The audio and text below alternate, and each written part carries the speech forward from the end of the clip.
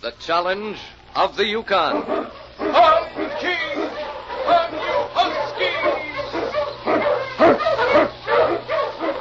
King, the swiftest, strongest of Eskimo lead dogs, blazes the trail through storm and snow for Sergeant Preston as he meets the Challenge of the Yukon.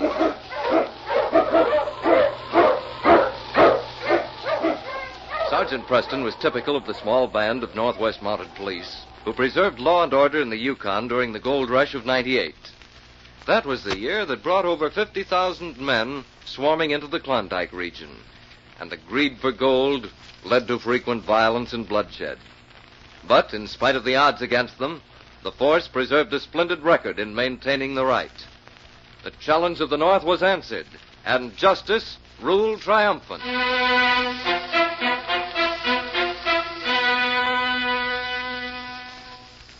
Men who went to the Yukon from the States left from San Francisco or Seattle. And it was in Seattle, in the brokerage offices of Edward J. Burns, that Bob Mitchell met the turn of circumstance that eventually led him to the Alaskan frontier. Late afternoon, Sam Harris, an elderly, dignified clerk, walked toward him, a hurt and baffled expression on the old man's face. Why, Sam, what's wrong? You look as if you'd lost your only friend. I've just had a terrible shock. Hey, wait a minute. Here, sit down. Oh, thank you. Is there anything I can do? Can I get anything for you? No, there's nothing. Unless you have $15,000. 15,000? I don't understand. My wife. The shock will kill her. What is it, Sam? What's this all about? I've just been talking to Mr. Burns. Yes? There's $15,000 missing. Mr. Burns says I stole it to buy this stock in some mine in Alaska. But Lady Luck mine? Where'd this come from? I never saw it before, until Mr. Burns had the office boy bring in my coat. It was in my breast pocket. He's giving me until tomorrow noon to produce the money. If I don't... It can't be. No, don't take it so hard, Sam. If I don't produce that $15,000, he'll turn me over to the police. I tell you I didn't steal the money. They'll send me to the penitentiary.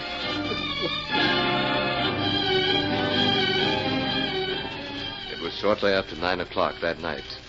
Bob restlessly paced the floor in the drawing room of the Burns home as a young, attractive girl spoke earnestly. Bob, I didn't say I won't marry you. It's only that... Only what? Oh, look, Polly, I love you. I've told you that how many times? I don't have much money, but we could get along. If you loved me, you'd marry me. We put it off long enough. It's only because of Uncle Walter. You know how he feels about it. Your Uncle Walter's running your father's business. I guess he wants to run your life, too. If we're up to him, we'd never get married, and you know. Oh, now, that's not fair. He doesn't... Fair? Is he being fair to us? I'll tell you what he wants you to do. He wants you to forget all about me. He wants you to marry that Trotter guy so he can use his millions to pull the business out of the rut. Well, I've been a clerk in the Burns Company long enough to see... Bob? Bob, what is it? You look as if... It's nothing, Polly. I'll ask you once more. Will you marry me? You know I love you, but I can't marry you without Uncle Walter's consent. All right. So that's the way it is. Wait, where are you going? Your uncle wants you to marry a man with money. And there's only one way I know of to get it. Wait, please. Goodbye, Polly.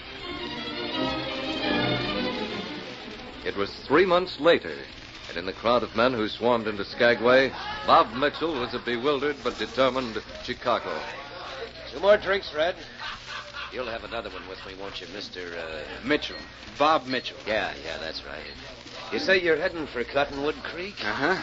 Got something lined up there? I'm looking for the Lady Luck mine, if that means anything to you. Say, now, that's interesting. Maybe you and me could get together on a deal.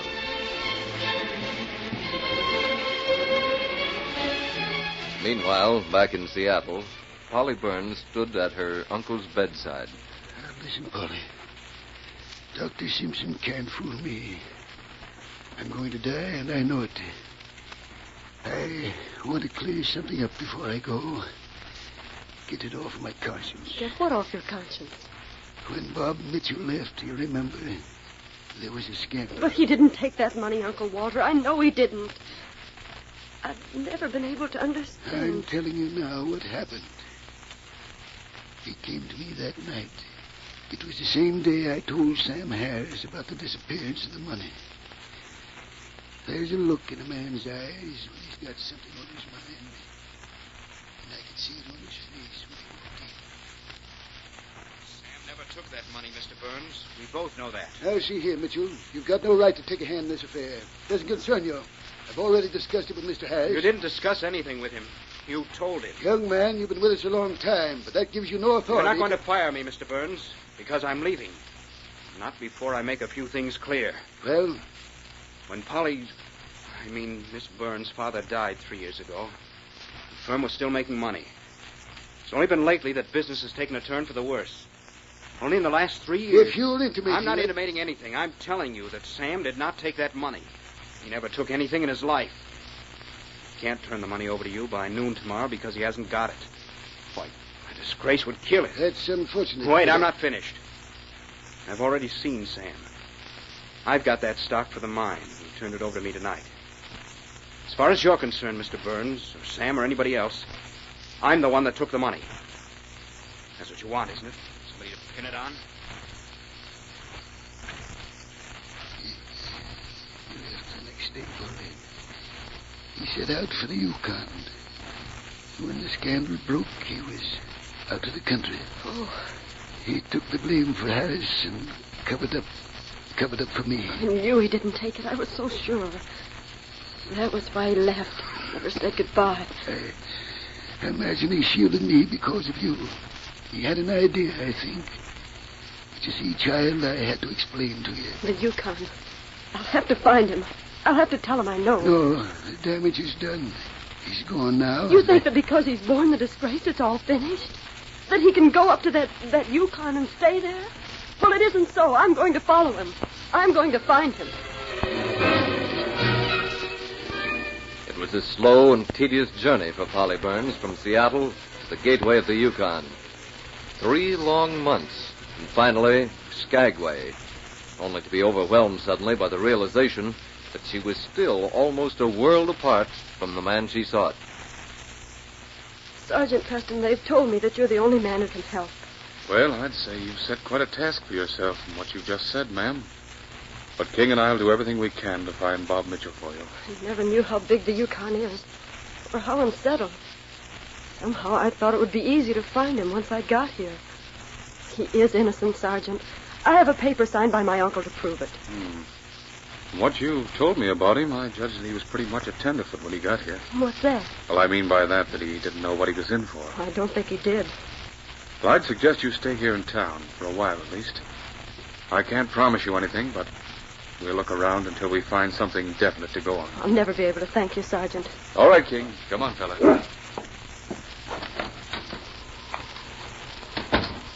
Well, I'd say we've got a big job on our hands. You think so, too, huh, fella? Well, I've seen young people very much in love, and that girl's had a lot of trouble. Yes, a lot of trouble. And I'll wager the only thing that's driven her on is the love she has for this Mitchell fellow. She's got a lot of courage, King. And that's what we need up here. Courage and strong, honest young people to build homes and communities in a wilderness.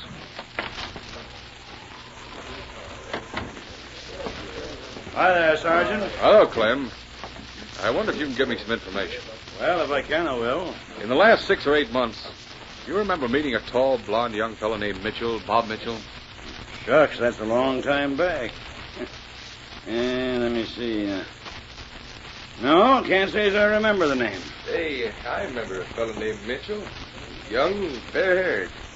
Greener than anything ever got off a boat. Seems to me like he was bound for Cottonwood Creek, Sergeant. That was a long time ago. Yeah, he come to Cottonwood Creek, Sergeant. How long ago, Dan? About 5 months, seems like. The reason I remember him is because he went around asking people about the Lady Luck mine. Mike McGavin was traveling with him, going along for a guide. Much good he'd be. Bob Mitchell awakened with a start. He crawled out of his sleeping bag and stretched lazily. Suddenly, his eyes widened. Mike. Mike. That's funny. Sign of Mike or the dogs. Gone. The sled and the dogs. I can figure this out. Tracks. He must have left 2 hours ago. Jumping Jupiter. He pulled out, and here I am without dogs or a sled. It was several hours later that King led Sergeant Preston to where Mitchell stood beside the windswept bank of a creek not far from his camp. King and I have been looking for you for a long time, Bob. He's the most intelligent animal I've ever seen. You say McGavern pulled out this morning. Yeah, and this is why he pulled out. Look, here in this gravel. See, the wind swept the snow clear. Gold. Flakes of placer gold. I'd have told you about it when you first rode in. It doesn't seem so exciting now that I know McGavern's beaten me to it. He'll be in a recorder's office by sundown. You heard that, fella? Well, we'll have to get there before sundown. Get the dogs up, boy. What are you going to do? Get in my sled, Bob. Hey, now, wait a minute, Sergeant. You're not going to try getting to town now, are you? Well, there's not a chance in 1,000. You've never traveled with King in the lead. Get in and don't waste time arguing. All right, if you say so. On King! On you husky!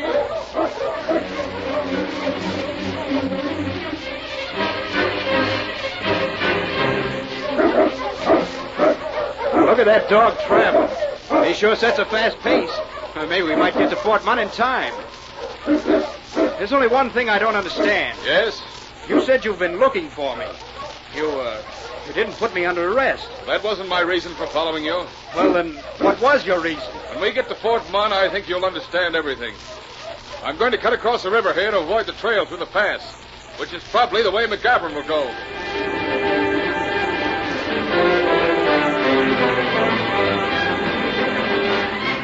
It was a full hour before sundown when the great dog King led Sergeant Preston's Huskies into Fort Munn. With the air of a man who could hardly believe his good fortune, Bob Mitchell made his way to the recorder's office, while Sergeant Preston and King went on another errand. Polly Burns came forward to meet the Mountie. Any luck this time, Sergeant? I suppose now we've got another clue that'll take us to some other small settlement. What is it? You look so mysterious. Mysterious? Why, I'm just pleased. King here's just outdone himself. Made a run in record time. King? He's trying to tell me something. Sergeant Preston, you're keeping something from me. If I'm not mistaken, there's Mike McGavern just pulling into town. Yes, that's who it is. Well, he's in for a big disappointment. You're just evading my questions. Please. You're right, Miss Burns. I was evading your question. But King here doesn't want to keep the secret. You recognize that man coming down the street? I thought it would be better for you to see for yourself. Polly! Polly, how'd you... Bob! He found you. Sergeant Preston's found you. Oh, darling. I didn't know. Oh, Polly. Sergeant, why didn't you tell me? I tried so hard to get in touch with you. Uncle Walter told me how you took the blame for everything. And as for that gold But, mine... honey, I did find gold. Wait till I tell you about it. Not the mine I was looking for, but it sure looks good to me. I'm calling it the Lady Luck claim. Might not have Trotter's millions in it, but I'm rich enough to ask you to marry me. Sergeant, we owe you so much. King and I are mighty glad to see you together. We wish you a lot of happiness, don't we, boy? And now, King, it looks like this job is finished.